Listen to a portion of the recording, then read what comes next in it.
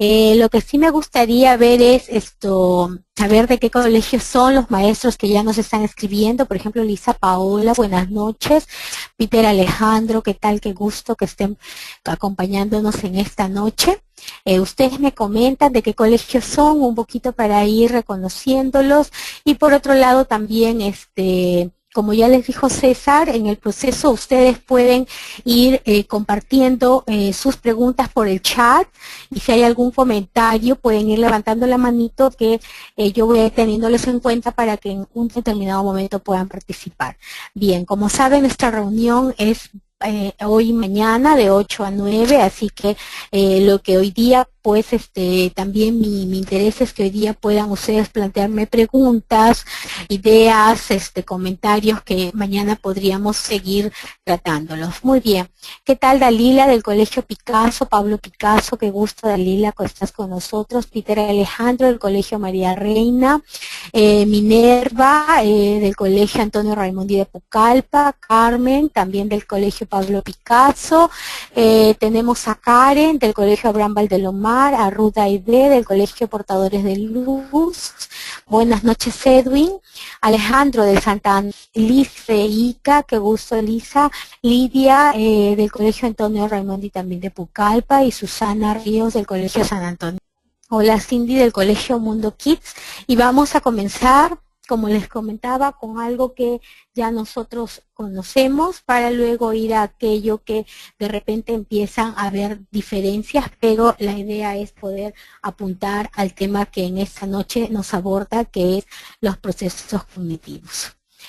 Mucho gusto, Luz, Juan Calla, Flor, mucho gusto, Flor, que están integrándose. Muy bien, vamos entonces a comenzar, y como les comento, tienen ya el chat para ustedes poder mandar sus saludos y preguntas, sus comentarios, y también la manito que en determinado momento vamos a poder darles el pase.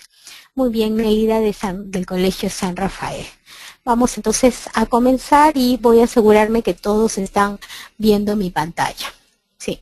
Entonces, como les comentaba, vamos a iniciar con un elemento que es, digamos, conocido por todos. Sí, lo que van a observar en un momentito en su pantalla es las fases y procesos de la sesión de aprendizaje conforme nos lo está planteando el Ministerio de Educación en su documento Orientaciones Generales para la Planificación Curricular.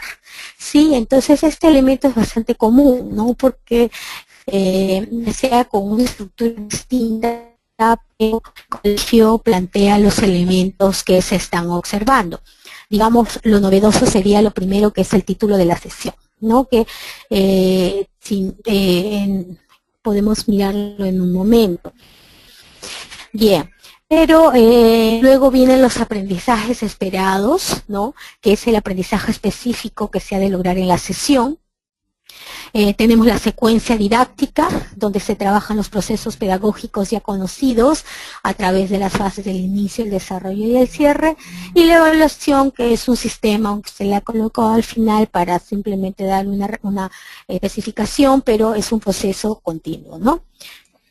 Bien, entonces, estos, digamos, son elementos comunes que nosotros estamos desarrollando, y digamos, a partir de estos elementos que son comunes, viene ya la situación de los procesos cognitivos, ¿no? Entonces, cuando ya nosotros estamos observando estos procesos, vamos a ir mirando ya a un poquito más de detalle la sesión de aprendizaje. Sí, un poquito, sí, ya está un poquito lento llegando la imagen, ahí la tienen, ¿sí? Nosotros vamos teniendo, digamos, en una sesión de aprendizaje, digamos, un conjunto de procesos que debemos ir a activar en cada una de las fases que nosotros trabajamos, ¿no? Por eso es importante que nosotros podamos ir teniendo en cuenta que esto va a variar según la meta de aprendizaje que nosotros tengamos para una clase, ¿no? Entonces, y es un elemento importante. Estos procesos que vamos a ir trabajando en la sesión de aprendizaje van a ir desarrollándose según las metas de aprendizaje que nosotros tengamos para la clase.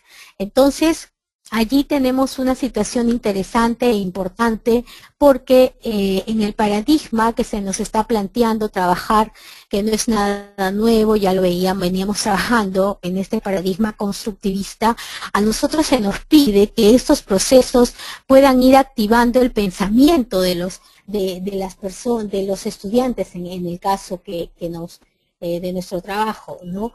Con los estudiantes en aula. Entonces, aquí, si nosotros queremos entrar y hacer un buen desarrollo de esto, vamos a tener que tener mucha claridad en el siguiente punto. Bien, vamos a ver la siguiente imagen. Bien, entonces en la imagen que vamos a observar, lo que nosotros vamos a observar en esta imagen es que mi sesión de aprendizaje, aún si considero estas tres fases que todos lo manejamos con un formato quizás distinto, pero todos sabemos que una clase trabaja inicio, proceso, salida, fases y desarrolla procesos desde la activación de los saberes previos hasta todo un proceso metacognitivo. Este esquema, digamos, estos lineamientos generales va a variar según nuestra concepción de la sesión de aprendizaje, ¿sí? Muchas veces nosotros hablamos de estas fases, trabajamos estos esquemas, pero el producto de la sesión no necesariamente está relacionada a la activación del estudiante en su pensamiento, sino más hacia el lado izquierdo de la imagen. Llevamos a nuestros estudiantes a una situación más pasiva y acrítica, donde tienen que almacenar la información. Es así que, a pesar de que trabajemos en estos esquemas, realmente la acción que realizamos en el aula los está llevando más a almacenar. Y en el enfoque que se nos está pidiendo a nosotros renovar o realmente ejecutar, porque como les comento, ya desde los años 90 se viene hablando, se nos pide que los chicos en nuestra sesión de aprendizaje a través de estas fases y estos procesos puedan tener una actividad más reflexiva, participativa, donde ellos puedan realmente producir, puedan utilizar los conocimientos, hacer uso del aprendizaje en el aula, ¿no? Entonces, esta va a ser una de las grandes diferencias que nosotros vamos a tener en el aula. Entonces, no se trata tanto de estrategias como muchas veces se pide, porque vamos a mirar que ya los procesos están dados, más que de estrategias. Cuando ya nosotros queremos trabajar esto, estimados colegas, lo primero que deberíamos tener en cuenta nosotros es el tema de qué nivel de pensamiento quiero desarrollar en mis estudiantes. Lo que ustedes están observando en este momento es la escalerita de la taxonomía de Bloom, ¿sí? Entonces, lo que nosotros estamos observando aquí es que para el desarrollo del pensamiento, nosotros tenemos que llevarlos a los chicos de nivel a nivel. Por ejemplo, si queremos estudiantes que sean críticos, que sean creativos, que sean chicos que enjuicien, que propongan, que resuelvan, ¿en qué nivel de la escalera se logra eso? ¿Ya? ¿En qué nivel de la escalera se logra esto? Lo podemos trabajar, hacia dónde lo estamos observando. ¿Cuál es el nivel y cómo se le denomina ese nivel en esta escalera cuando nuestros estudiantes, las personas en general, tienen esa capacidad crítica y creativa que, muy bien como dice Lisa, es el pensamiento superior, son los dos últimos niveles de la escalera? Ahora esto, colegas, no se logra en la educación secundaria o en la universidad o en la educación técnica. Esto se logra desde inicial. Todo va a depender de qué es lo que yo estoy buscando que mis estudiantes puedan lograr en el aprendizaje. Entonces, si nosotros queremos que nuestros chicos logren este nivel superior, bueno, no basta con que yo solamente me proponga trabajar estos procesos no es suficiente,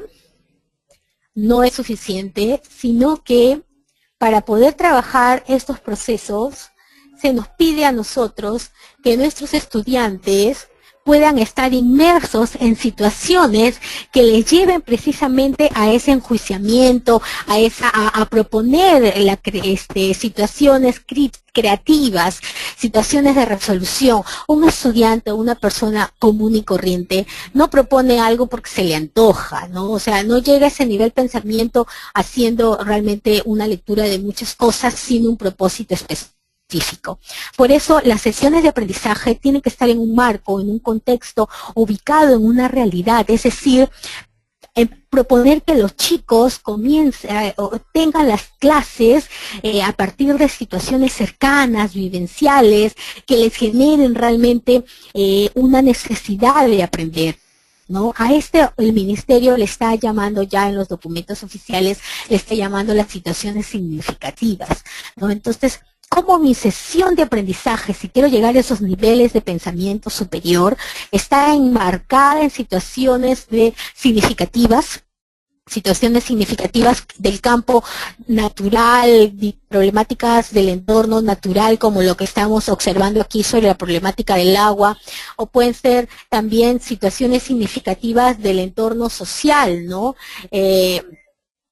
Como por ejemplo el tema del bullying, el pandillaje, ¿no? Digamos la influencia de medios de comunicación con información que distorsiona el pensamiento desde los más pequeños, o sea, cómo los chicos pueden involucrarse en una realidad. Eso, estimados colegas, es un elemento clave para poder trabajar el aprendizaje conforme estamos nosotros queriendo desarrollarlo a nivel superior, ¿no? Entonces es bien difícil que nuestros estudiantes desarrollen un pensamiento superior si realmente no los llevamos a la realidad para que desde la realidad ellos comiencen el proceso de aprendizaje. En el caso de la problemática del agua, en el caso de la problemática del bullying que acabamos de observar, ¿ustedes creen que los chicos, y vamos a mirar las partes bajas de la escalera, ¿ustedes creen que los estudiantes necesitarán para enjuiciar esa situación del agua, es decir, para decir cuál es la situación real del agua y luego proponer alternativas de solución no superfluas, sino a partir de su realidad, de sus vivencias, de su comunidad, de su hogar? ¿Ustedes creen que lo podrá hacer sin haber conocido información y comprendido información nivel 1 y 2? ¿Podrán proponer algo, podrán enjuiciar algo que desconocen? Y ahí es donde empieza el asunto de que para poder llegar a ese nivel superior, nosotros también debemos desarrollar habilidad inferior y el nivel medio, ¿no? Es decir, este chico no puede enjuiciar las características del agua, la situación del agua, si desconoce sobre ello, ¿no? Entonces, nosotros observamos aquí en esta escalerita que nuestros estudiantes, muy bien Edwin, no pueden realizar este proceso si realmente no conocen, ¿no? Entonces, para poder llegar a estos niveles superiores comenzamos con aquellos que son básicos, ¿no? Son básicos como el chico debe desarrollar habilidades para procesar información, es decir, identificar y comprender información. Tiene que luego esa información de nivel inferior, que ya la conoció, que el profesor la pudo trabajar con videos, PowerPoint, en revistas, en cualquier tipo de texto, el chico lo descubrió, lo pudo identificar y comprender. Luego lo tiene que llevar a la fase de la aplicación, es decir, tengo que observar en el medio, en el entorno, cómo se está trabajando esto, cómo se está realizando esto. Es verdad lo que dice el libro me dice de que el agua o el bullying tienen estas características, voy a salir a mirar, ¿será cierto lo que me dice? Me están dando una información, ¿es veraz? Si fuese si por ejemplo el caso del agua lo tengo que justificar con actividades experimentales, de indagación. Si yo tengo que mirar el tema de las matemáticas, allí ingreso con todo el tema del metraje. Si lo veo desde el plano social, también podemos mirar un sinfín de elementos, pero los chicos tienen que, esa información trabajada, teóricamente la tenemos que llegar al plano de la realidad, es decir, observo mi entorno. Por eso los niveles medios son claves, y ese es el nivel que muchas veces nosotros hemos descuidado en la escuela. Les damos la teoría, nivel inferior, los chicos se acercan a la información, y de frente los llevamos al nivel superior y pretendemos que asuman una opinión, que asuman una postura ante una situación que usted le ha contado, que usted le ha narrado, pero que él no la ha vivenciado, que no la ha palpado. ¿Cómo puede emitir un juicio y proponer una alternativa? Entonces generalmente tienden a copiar o a repetir respuestas. No tiene una postura porque realmente no la ha vivenciado. Por eso el nivel medio de la aplicación y la investigación, que es el análisis, son claves. Entonces, con lo que les acabo de mencionar, ¿ustedes creen que en una sesión de aprendizaje podamos trabajar todos estos procesos? ¿Qué les parece? ¿Se podrá hacer todo esto en una sesión de aprendizaje? ¿Qué opinan? A ver, sus comentarios. Lo podemos lograr en una sesión de aprendizaje. A ver, seamos realistas, ¿ah? Porque la emoción nos lleva a mucho, pero en esas situaciones siempre hay que tratar de ser muy objetivos para que a la hora de ejecutar realmente nos pueda traer buenos resultados, ¿no? Entonces, aquí ya vamos teniendo algunas respuestas a la pregunta que les comentaba, ¿no? A ver, vamos a leer aquí. Hay algunas manos levantadas que tal vez puedes de pronto dar la palabra, o los activo yo. ¿Tú me dirás? Ya está bien. Los activas tú, perfecto. por favor. Vamos a ver. Miss Doris Bonilla ha levantado la mano. Esperamos que nos dé su comentario. Miss Doris, buenas noches. Gustavo, buenas noches. Buenas noches, César, ¿cómo estás? ¿Qué tal? ¿Qué tal, Gustavo? ¿Qué tal, Gustavo? ¿Cuál es tu Estudiando postura como padre de familia, y también como ya un conocedor del ambiente educativo? que no, el niño no logra en una sola sesión de clase los niveles de la escala de Bloom, ¿no? Exacto. Cognitivo, que es un proceso, ¿no? Exacto. Que todo es un proceso. Exacto. Que puede durar Muy bien. un bimestre. Muchas gracias, Gustavo. Justamente César, Danilo, Marisol, Rosa, Doris también nos están comentando, Carmen, Cecilia, nos están comentando que una sesión es bastante difícil, y es que es así, estimados colegas. En una sesión es bastante complicado poder lograr alcanzar todos estos niveles. Por eso lo que se nos está pidiendo, y en la imagen que van a empezar ustedes a observar, es que nosotros podamos trabajar, miren lo que ustedes están observando, las situaciones significativas, pero en las unidades de aprendizaje. Es decir, la unidad de aprendizaje debe llevarnos a un producto, a una realidad. O sea, toda mi unidad debe estar inmersa en esta situación significativa, que puede ser un problema, un interés, una necesidad del estudiante, y esta unidad de aprendizaje, que va a estar compuesta de distintas situaciones de aprendizaje, es la que finalmente me llevará a obtener esos productos. Lógicamente, las primeras situaciones de aprendizaje, los chicos conocerán, comprenderán, progresivamente irán investigando para que hacia el final de la situación de aprendizaje, los chicos puedan alcanzar el producto, que en este caso, enfrentar la situación del cuidado del agua, la conservación del agua o del bullying, ¿no? Entonces, allí nos viene la situación nos viene la situación de las sesiones de aprendizaje, ¿no? Nosotros allí es donde necesitamos tener en cuenta que estas unidades de aprendizaje, para que funcionen, vamos a tener que nuestras sesiones de aprendizaje van a tener que estar integradas, articuladas, si no va a ser bastante complicado que cada área por sí sola pueda llegar al producto que se está queriendo, ¿no? Entonces, si nosotros queremos activar estos niveles de pensamiento superior, es muy difícil realizarlos en una sola área.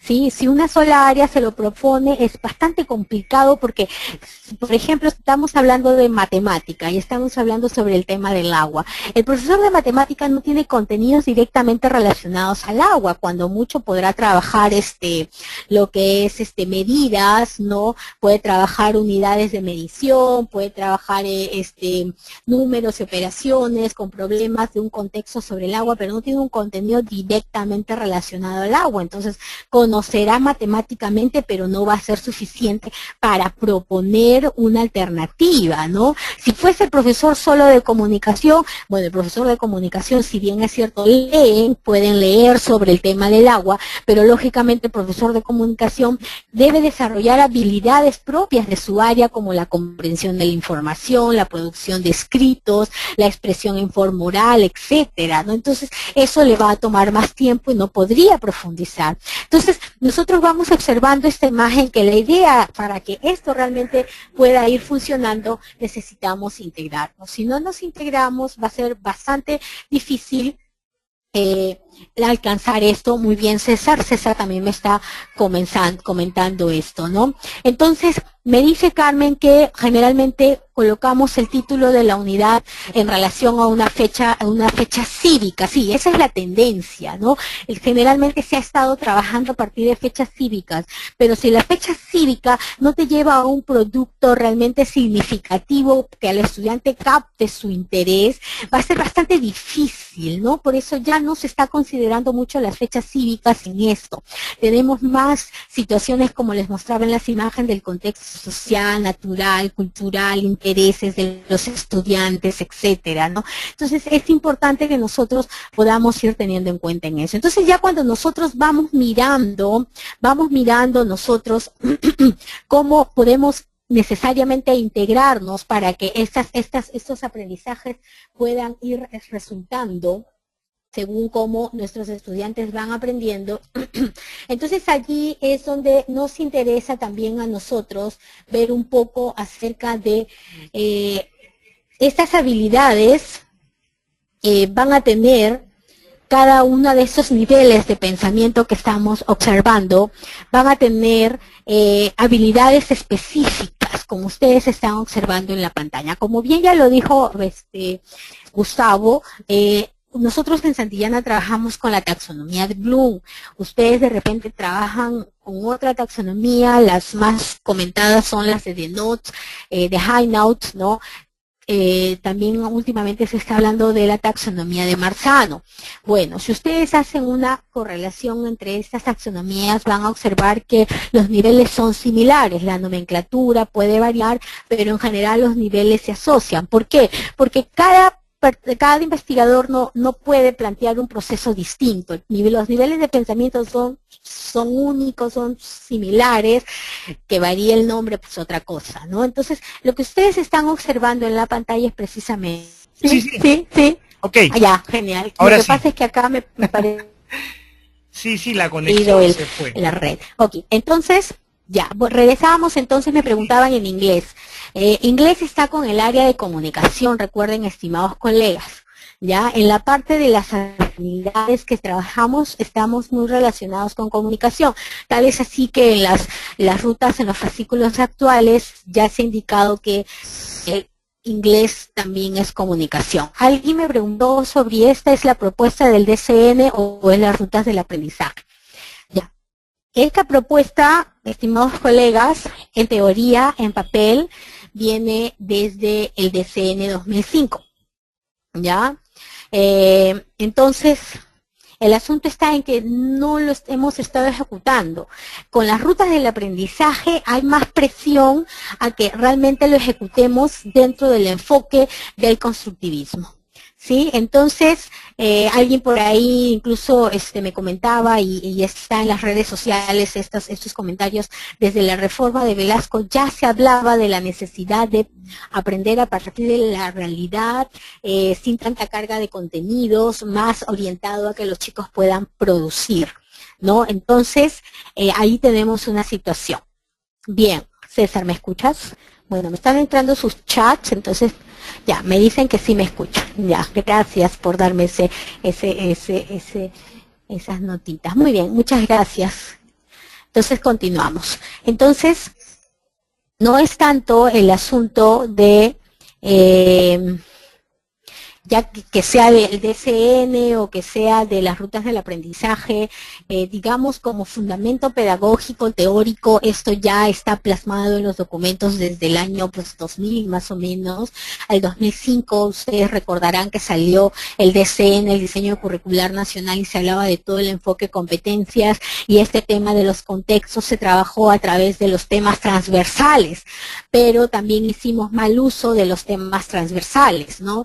Colocábamos el título, la unidad relacionada al calendario cívico, el tema transversal que no necesariamente se relacionaba, pero cuando ejecutábamos la unidad no se veía para nada ni el título ni el tema transversal, ¿no? Entonces ya en el DCN del 2009 incluso se nos dio la libertad de que nosotros podíamos generar otros temas problemática que se esté trabajando, ¿no? Pero eso también muy pocos colegios empezaron a desarrollarlos. Ya en este tema de las rutas del aprendizaje se habla de situaciones significativas de aprendizaje, entonces, que nos llevan a la necesidad de la contextualización del aprendizaje, la integración de las áreas para dar respuesta y apuntar a nivel de pensamiento superior. Entonces, como ustedes están observando en la pantalla, nosotros vamos teniendo que cada nivel va teniendo habilidades relacionadas, y esta es la primera preocupación que nosotros vamos a ir teniendo. Los colegios que trabajan con procesos cognitivos deben tener digamos, un cartel de destrezas y habilidades. Justamente cuando yo solicito estos carteles a las escuelas, generalmente me brindan los carteles, pero muy pocas me brindan los carteles de habilidades y destrezas.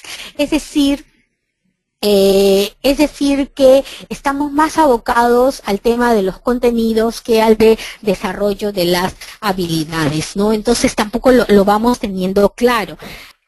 Y ahí es la importancia de que nosotros podamos ir mirando el tema de los contenidos, las destrezas que vamos a ir desarrollando en nuestros estudiantes. Muy bien, vamos a avanzar. Ya si nosotros lo vamos a ir mirando a nivel de cartel de destrezas, sería interesante que ustedes, ya sea con la taxonomía de Bloom o de Denot, ustedes puedan hacer ese análisis. Bien, Peter me dice que no ayuda a diferenciar el DCN, capacidades, destrezas y habilidades.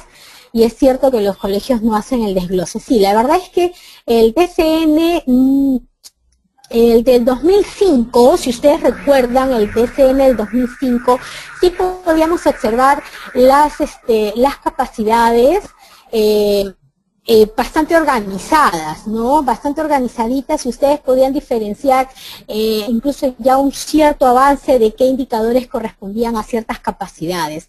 Eso se observó mucho en primaria. En secundaria todavía se mantuvo la línea de las capacidades fundamentales, ¿no? Ya en el 2009, la verdad que no sé si tanto con un ánimo de mejorar, yo creo que más de, bueno, con un ánimo de mejorar, ya, se trató de poder igualar los 3 niveles y los esquemas, y se agregó nuevamente la columna de conocimiento, se sacaron esas capacidades que habían en primaria, y bueno, regresamos, digamos, retrocedimos en el enfoque, ¿no? Pero ahora ya con los carteles de rutas tenemos, digamos, cierta propuesta, ok, pero siempre es nuestra tarea el analizar esos documentos, colegas, porque la verdad es que no vamos a encontrar, ni en el DCN ni en las rutas, vamos a encontrar así bien comidito todo. El colegio tiene que entrar en un proceso de análisis del material, ¿ya? Entonces, regreso. Hay que tener habilidades claras y hay que ubicarlas por niveles para que nosotros sepamos con claridad qué es cuáles son las habilidades, las destrezas que queremos trabajar. ¿Ya? Entonces hay que tener claridad en eso. Algo que nos va a ayudar para aquellos que están ya revisando los últimos fascículos de rutas del aprendizaje. Si ustedes ya han revisado ese material, ustedes van a encontrar un avance en ese asunto, ¿sí? Por ejemplo, ustedes tienen un pantallazo acá que les saqué a comunicación, donde ustedes van a ir observando, estimados, que tenemos ya los estándares por ciclos, que son parte de etapas de progreso, y vamos a encontrar en la parte inferior, vamos a encontrar que la primera columna, tenemos la capacidad, o sea, en la parte inferior celeste tenemos la capacidad, no se nota la flechita que le estoy haciendo, pero ustedes leen ahí la capacidad de escucha activamente, por ejemplo, ¿no? Y para escucha va a tener 3 indicadores, ¿sí? Entonces, ¿qué es lo que se espera que hagan los chicos cuando están escuchando? Entonces aquí vamos a tener 3 indicadores precisos para la capacidad de escucha. Este es un cierto avance que el Ministerio está teniendo en cuanto a tener claridad en qué habilidades específicas debemos desarrollar para las capacidades, ¿no? Entonces, para aquellos que no trabajan directamente con procesos cognitivos, y cuando yo les hablo de cartel de habilidades y destrezas, me dicen, ¿qué es eso, Magali? Hay colegios que cuando yo les hablo de carteles de habilidades y destrezas lo tienen bastante claro porque ya tienen varios años trabajando esto, pero no todos programan así. Entonces hay colegios que generalmente están trabajando en la línea del ministerio, entonces tienen una organización de aprendizajes como la que ustedes están observando en la imagen. Entonces, en esta imagen ustedes van a observar que ya tenemos los estándares por ciclo, tenemos las capacidades y para cada capacidad sus indicadores. Entonces, ya los colegios que trabajan el modelo T, que son los que tienen carteles de habilidades y destrezas, ya deben tener, digamos, la revisión de estos materiales, o las van a hacer en este año porque este es un documento bastante nuevo. Sería interesante que ustedes puedan ir observando, colegas, para que ustedes puedan identificar cuáles son las habilidades específicas que se están pidiendo. Pero lógicamente, como bien dice Peter, ya en el tema del contenido, esos contenidos son amplios. Por eso ya para la sesión de aprendizaje nosotros lo vamos a precisar. ¿Ya? Pero lo que sí sería interesante sería ver cuáles son las habilidades específicas asociadas a la capacidad que nosotros podamos ir trabajando, ¿no? Entonces, esto es importante cuando nosotros queremos diseñar por procesos cognitivos. Si no, no le vamos a prestar mucha atención. No le vamos a prestar mucha atención y realmente va a pasar por alto el trabajo que nosotros estamos queriendo hacer, ¿no? Entonces, lo que vamos a hacer ahora es que esos aprendizajes que nosotros estamos planteando, tendríamos que irlos observando ya desde lo que es los procesos que tendríamos que desarrollar en la sesión de aprendizaje, ¿ya? Entonces, permítanme dar una idea más y luego de eso vienen todas las preguntas, todas las dudas que se les han quedado, ustedes me las plantean. Al final yo descargo para que mañana, si hay preguntas, podamos ir organizando la segunda parte de esta reunión, ¿ya? Entonces, quiero que le den una miradita nuevamente a lo que inició la conversación de esta noche. Nosotros tenemos que desarrollar niveles de pensamiento en nuestros estudiantes, ¿ok?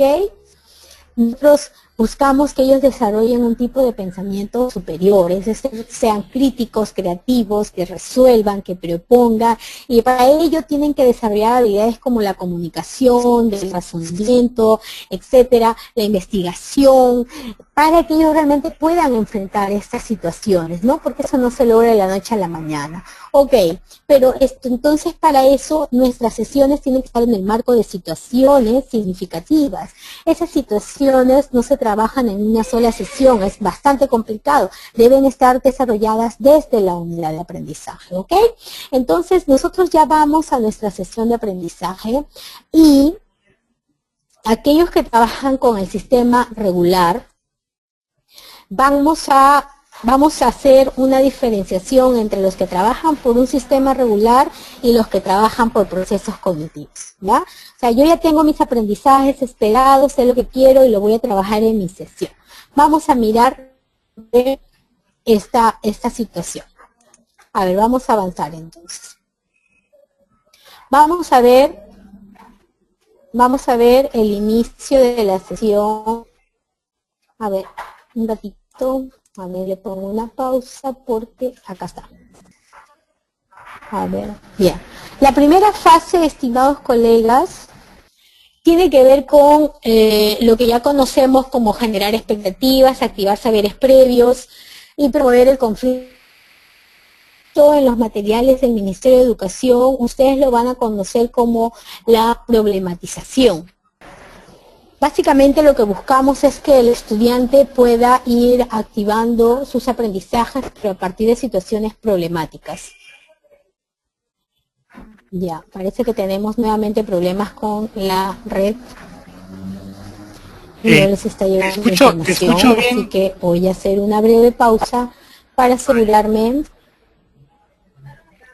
Aló, ¿me escuchas? ¿Me escuchas, Magali? Magali, ¿me escuchas? Sí. ¿Me escuchas, verdad? Sí, acá estoy. Sí. ¿Me escuchas tú a mí? Se te escucha bien, sí, ya, se escucha bien. Estamos bien. Ok. Ya, lo que me preocupa es que ya, ahora sí, ya llegó la pantalla. Listo, seguimos. Ya. Bien, como ustedes están observando, la primera fase es de la problematización. Yo siempre digo que en esta fase hay que trabajar más o menos 7 a 10 minutos.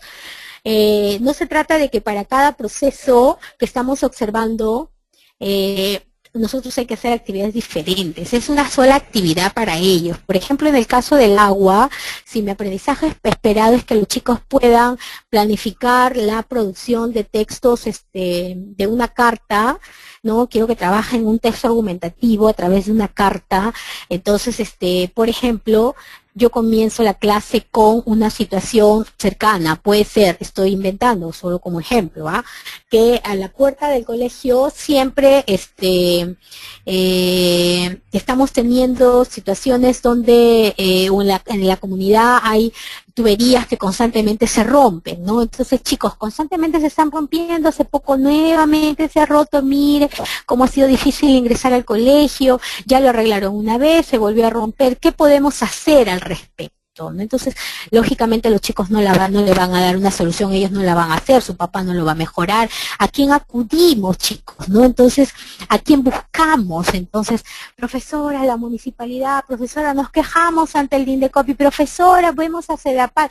O sea, ya buscamos, generamos, buscamos saber qué saben ellos, muy bien, ya, pero ya sea con la municipalidad, con INDECOPI, con CEAPAL, ¿cómo hacemos para hacerles llegar nuestra queja y nuestra solicitud? O sea, ¿de qué nos estamos quejando y qué estamos solicitando? Entonces, los chicos pueden empezar, profesora, le escribimos una carta, pónganse, ¿ya? Le mandamos un correo, ya, pero si es una autoridad y vamos a expresar una situación, ¿cómo sería ese documento? ¿Qué características debe tener? ¿Qué partes debe tener? ¿Se dan cuenta cuánto tiempo me va a tomar esa situación? O sea, ¿cuánto tiempo me va a tomar eso? ¿No? Entonces, comenzamos con un problema. Entonces, partimos de una situación real, cercana, dentro de la problemática que estoy trabajando. Les genero una duda, y esa duda está en relación a, se rompe la tubería, ok, pero esta es mi clase de comunicación. ¿Ya? ¿Cómo lo jalo? Vamos a escribir a una autoridad, ok, y ese documento, ¿qué características debe tener? ¿No? Entonces, si va a tener esas, ¿qué características va a tener? Entonces, ahí viene el conflicto cognitivo. ¿Y cómo es? ¿Y cómo se hace? ¿Tú qué piensas? ¿Tú qué crees?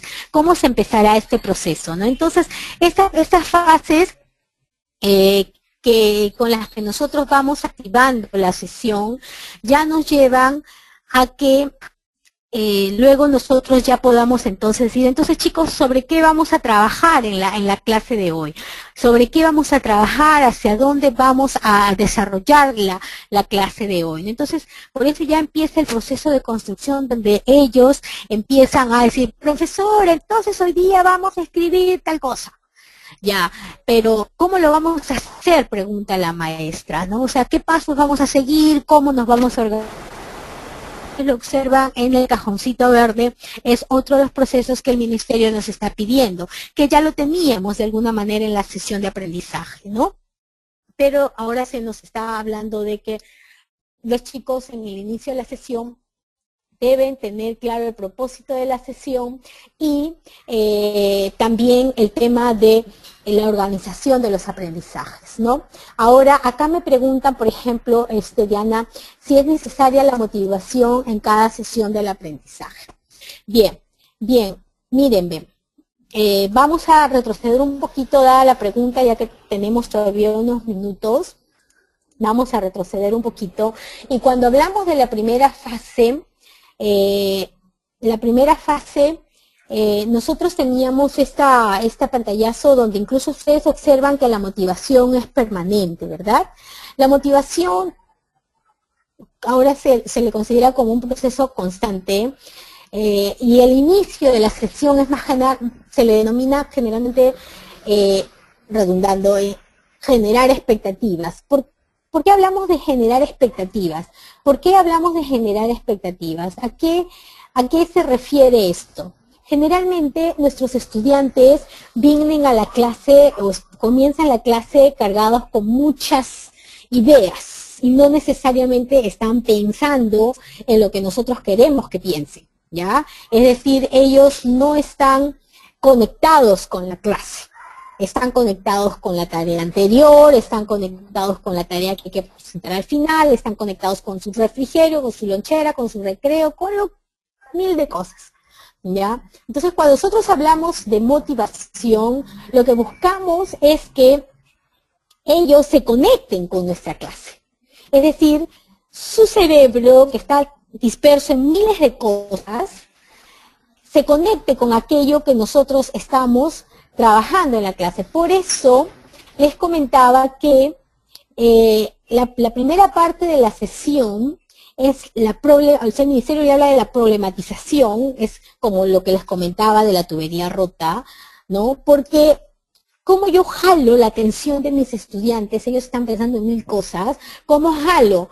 Primera situación que se está observando aquí, que lo que yo les estoy mostrando tiene que ver con la situación significativa que se viene trabajando a lo largo de la unidad. Es decir, yo les estoy hablando de algo que ellos ya saben en el inicio. Es algo que yo ya sé.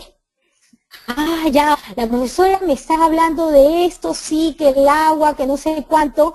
Cuando ya el estudiante parte de algo que él ya saben, empiezan sus primeras sinapsis, ¿no? Entonces, ay, sí, la tubería se rompió, que no sé cuánto. Entonces su cerebro empieza a decir, ay, sí pasó esto, el carro estaba pasando por tal y sucedió. O sea, se dan cuenta, su cerebro empieza a activar las primeras sinapsis, las primeras conexiones. Cuando el cerebro empieza a establecer conexiones, entonces produce algo maravilloso que todos siempre queremos. La motivación, uno no la hace porque hay que hacerla, sino que el resultado de la motivación tiene que ser captar la atención de mi estudiante. Por eso, una canción no necesariamente es motivación. Un juego necesariamente es motivación. Las personas han equivocado la motivación a hacer algo bonito, pero muchas veces este bonito es una pérdida, no conecta nada en el cerebro. Ya nada que ver con lo que estaba aprendiendo, solo te hace perder el clase.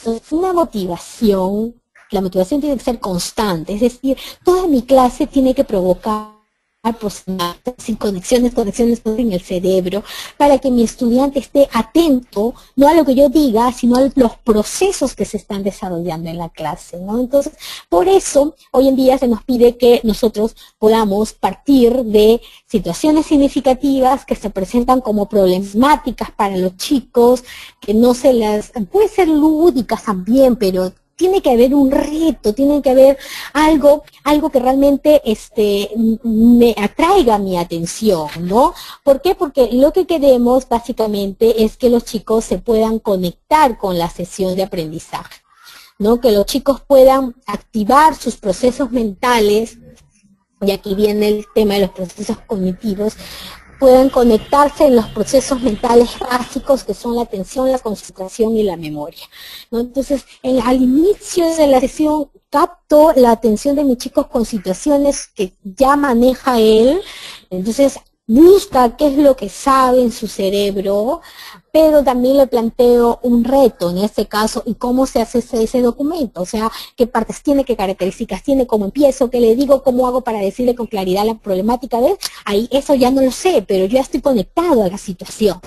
No es como que vengo a la clase y le digo, profesor, chicos, hoy día vamos a escribir tal cosa, ¿no? Entonces eso no ayuda, ¿no? Entonces, la motivación es un proceso constante, pero recuerden que la motivación no es algo bonito, sino la motivación es un estímulo que activa mi cerebro constantemente y me tiene atento, concentrado, no en lo que el profesor dice, sino en cómo se van guiando los procesos para tener algo que a mí me interesa, ¿no? Que yo estoy partícipe de eso, que se relaciona con lo que yo vivo cada día, ¿no? Entonces eso es importante, estimados colegas, que nosotros lo podamos tener en cuenta. Muy bien.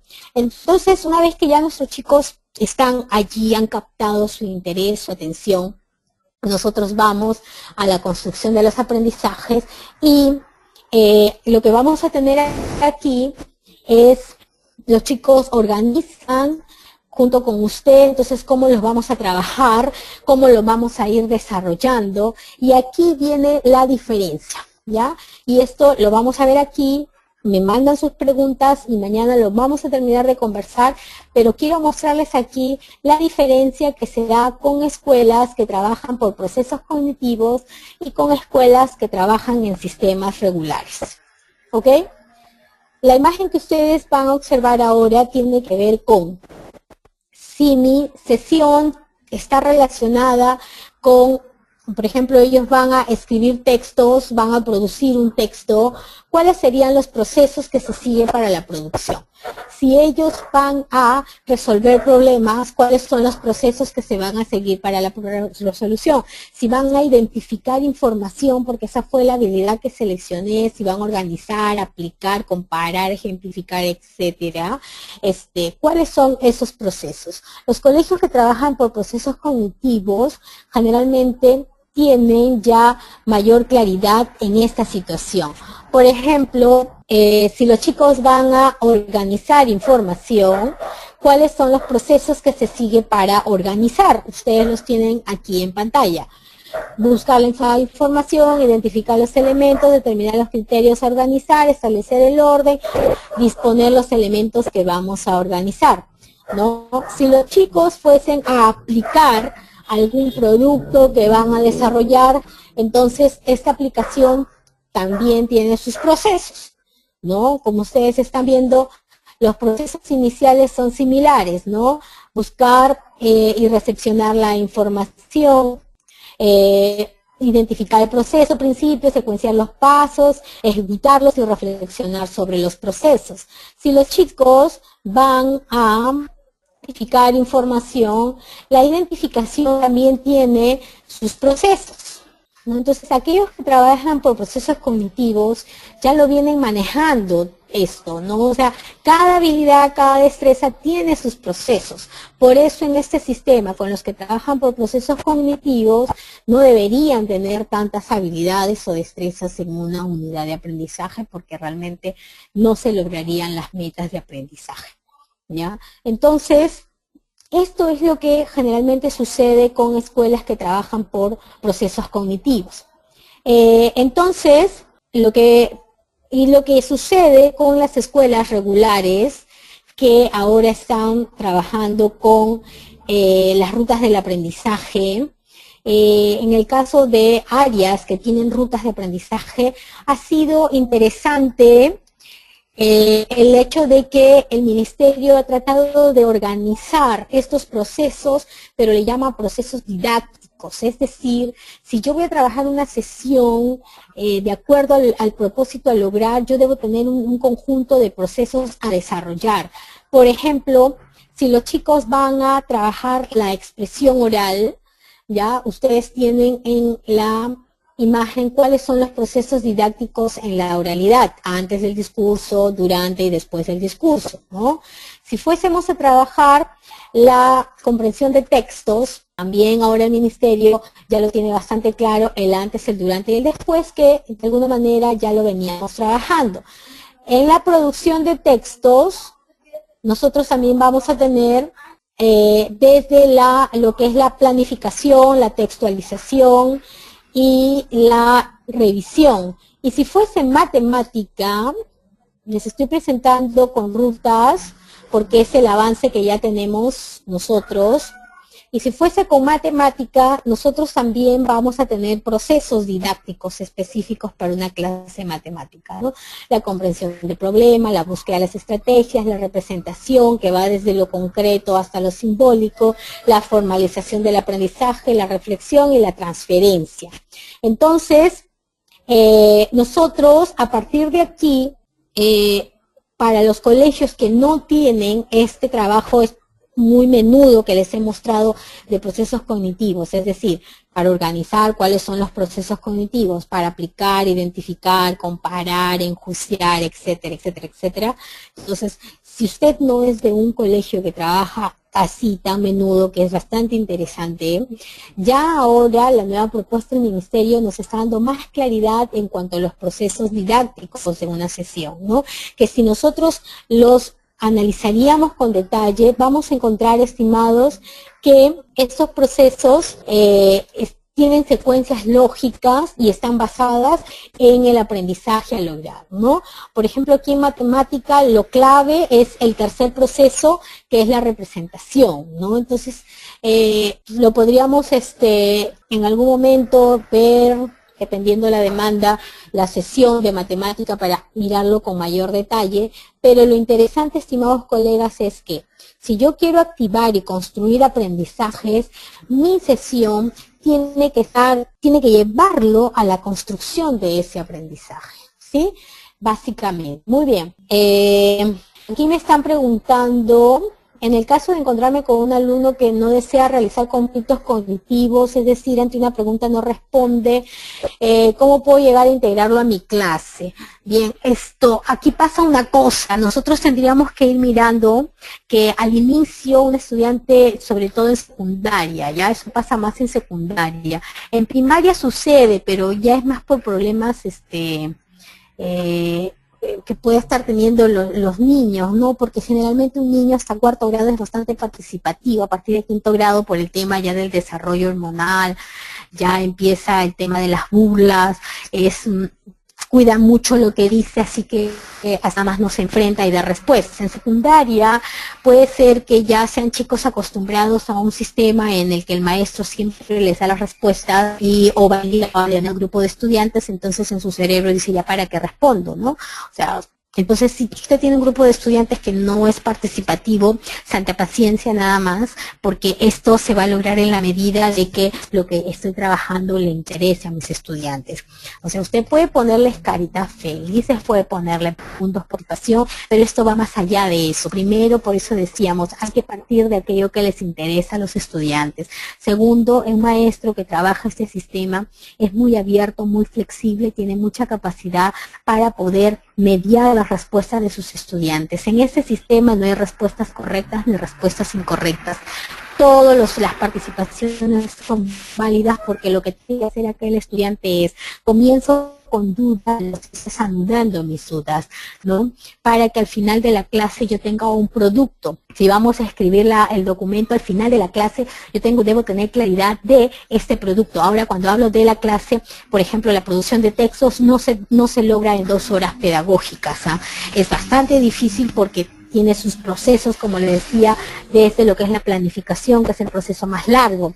Ya la textualización, el chico va a demorar más, y la revisión, lógicamente. Entonces, si yo tengo que ser un maestro que tenga mucha paciencia y ayude a mis estudiantes, que los conozca primero para poder ayudarlos y ser asertivo en la forma en que los ayudo. Hay muchachos que no hablan por temor, hay muchachos que no hablan porque no tienen ni idea de lo que están hablando, así que a mí me preocuparía más los que no hablan por temor, porque los que no tienen ni idea y no tienen temor, o sea, algo dirán, aunque es una barbaridad dicen, pero algo dicen, ¿no? Entonces uno los escucha, pero los que son inseguros, pues o porque simplemente no les gusta, porque ya están acostumbrados, pues con ellos hay que trabajar todo el tema de la significatividad, ¿no? Y poder generar un aula bastante con un clima adecuado, que permita las ideas equivocadas, que regule las burlas, ya, porque a veces pasa mucho esto de que no regulamos bien los errores, y maestros y estudiantes tendemos a la burla, ¿no? Entonces, eso no ayuda. ¿Cuánto tiempo cuesta producir un cuento realista? Miren, antes de producir un cuento, primero el chico ha tenido que leer un modelo de cuento, analizar las características de los cuentos en general, saber cuál es la estructura, ¿sí? Entonces, ¿eso cuánto tiempo me toma? Mínimo una sesión de 2 horas, mínimo. Ahora, a partir de eso, nosotros, involucrados en un contexto, termina esa primera parte de la sesión indicándoles que si es un cuento realista y estamos en la situación significativa de el bullying, se presta mucho, entonces les pido yo que investiguen sobre situaciones de bullying en el entorno, en la realidad, si han visto, han escuchado, y en la siguiente sesión, entonces ellos ya vienen con una idea de lo que van a escribir, y en el salón empieza su proceso de producción, no en la casa, porque aquí también toca el tema de la evaluación. Si es un aprendizaje que ellos tienen que lograr, no se envía eso para la casa, se tiene que trabajar en el salón, y en el salón ver si realmente está trabajando en los procesos y ha logrado el producto, ¿no? Entonces, estos procesos van a diferenciar, se van a diferenciar de acuerdo a cómo nosotros estemos trabajando.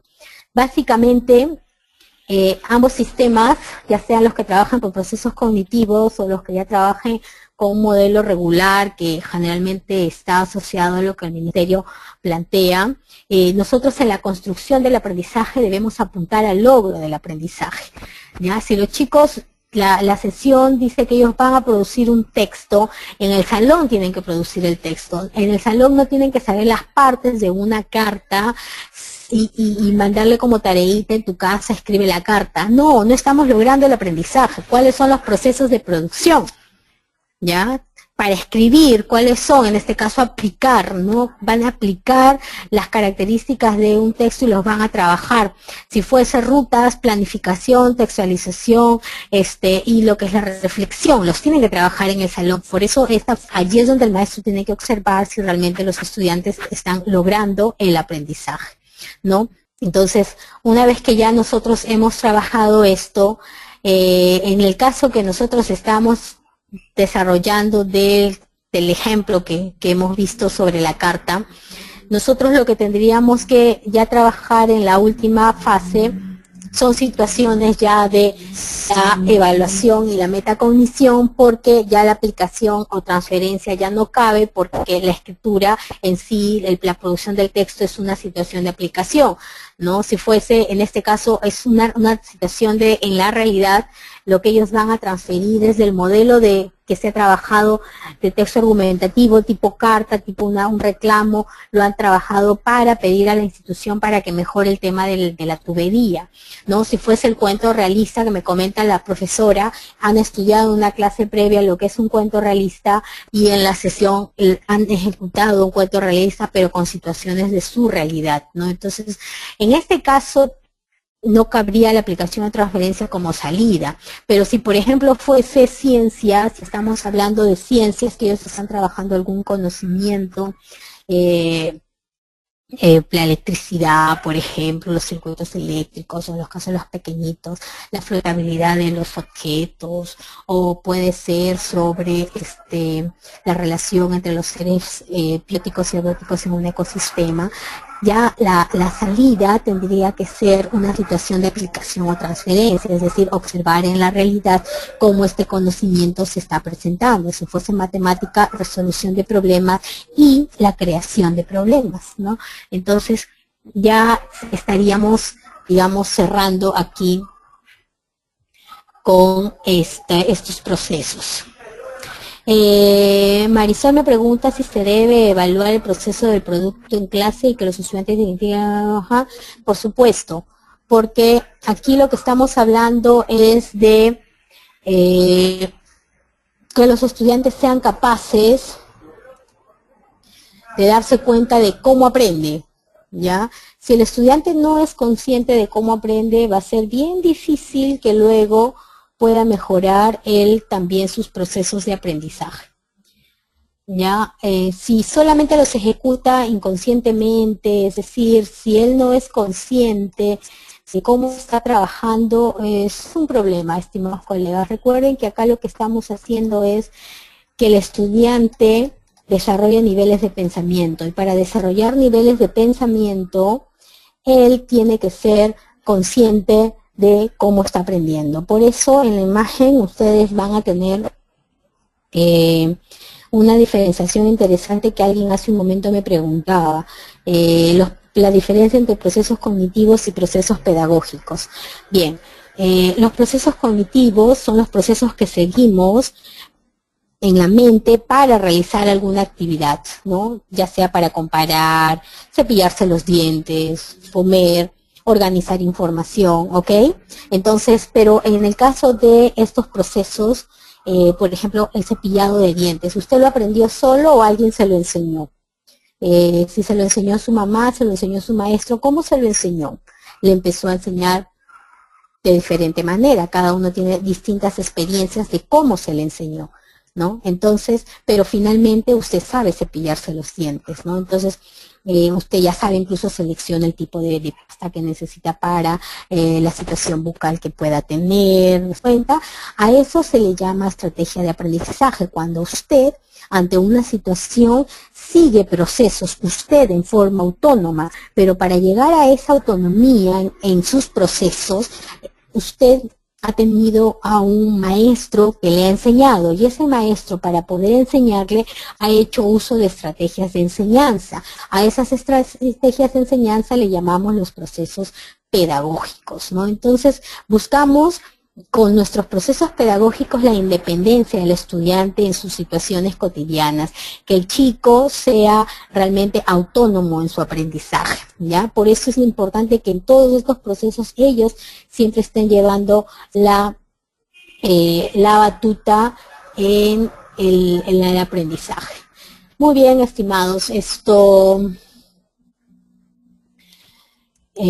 vamos a ver aquí. Muy bien, Marisol, sí, era una afirmación que los chicos tienen que tener como producto.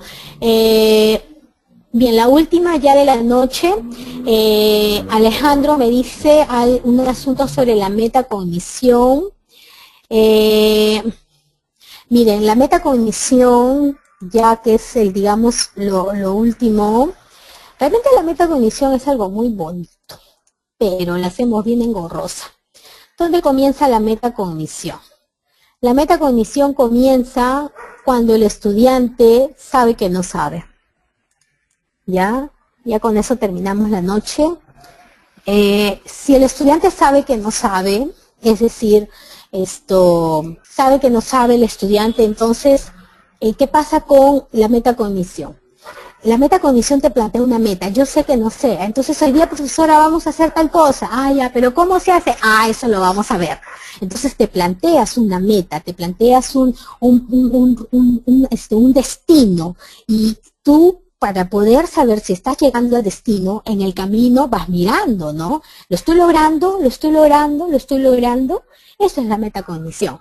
darme cuenta de cómo mis procesos me están llevando a aquello que en este caso se ha planteado como meta de aprendizaje. El problema está en que colocamos la meta de cognición, si bien es cierto, por estructura se coloca al final, la metacognición comienza cuando el estudiante plantea sus aprendizajes y al finalizar la sesión, bueno, durante la sesión, lo que hacemos es contrastar. Estamos llegando, vamos bien, lo estamos logrando. Si vamos a producir un texto, si vamos a resolver un problema, si vamos a realizar lo que fuere, lo estamos haciendo, a ver cómo vamos, chicos. No, eso es metacognición. Y al final, cuando preguntamos, entonces, chicos, ¿qué nos habíamos propuesto al inicio de la clase? Y comparamos qué conozco con lo que me había propuesto, ese, digamos, ya es un proceso ya más reflexivo, de cierre, de sistematización. Pero lastimosamente en la metacognición tendemos al final a preguntar qué aprendí hoy, para qué lo aprendí, cómo lo aprendí, y la verdad que tiene que ser bastante tediosa para muchos chicos que yo he visto que a veces se guardan las respuestas. ¿Ok? Entonces, recuerden, estimados colegas, que lo que buscamos aquí es activar el pensamiento de nuestros estudiantes. Entonces, para poder activar el pensamiento de nuestros estudiantes, ellos deben proponerse, si queremos trabajar ese pensamiento crítico creativo, debemos enfrentarlos a una situación de la realidad, situaciones significativas. Entonces son metas que ya se nos producen a largo plazo dentro de una unidad de aprendizaje o proyecto, que los proyectos son más enriquecedores. Y eso yo ya lo tengo que ir mirando, cómo las áreas se van integrando, pero desde mi área, cómo yo voy desarrollando habilidades en función a lo que queremos desarrollar en la unidad. Y dentro de mi área, yo ya voy trabajando problemas específicos a manera de desarrollar la inquietud por aprender algo que me va a llevar a enfrentar a la situación, al producto que vamos a obtener en la unidad. Aquí la idea, estimados colegas, es que no veamos el logro de esos aprendizajes en forma fragmentada, sino que lo podamos trabajar en conjunto. Es decir, las áreas transversalmente deben desarrollar esto y ponernos de acuerdo. De repente, de acuerdo, según las dudas que me planteen ahora antes de retirarse, por favor, ustedes me pueden plantear dudas. Si tienen dudas sobre este tema de la organización, mañana lo podemos mirar, pero yo les pediría que antes de retirarse, por favor, dejen sus preguntitas, que ya no las voy a responder hoy, pero las dejan ustedes para que yo las organice y mañana podamos ver por dónde hay más dudas para